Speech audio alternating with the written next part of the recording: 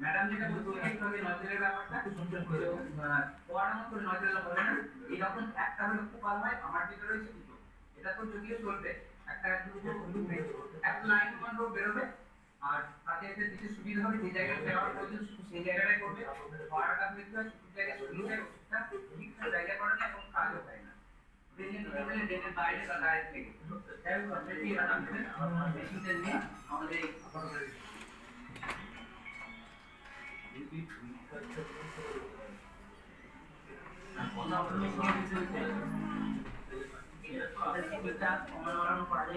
নম্বরগুলো লিখে নিতে আপনাকে দিয়ে দিচ্ছি। না না ওগুলো বের হয়ে ওখান থেকে আমরা তো নিয়ে এসেছি, আমাকে বলতে চারটে হবে তো।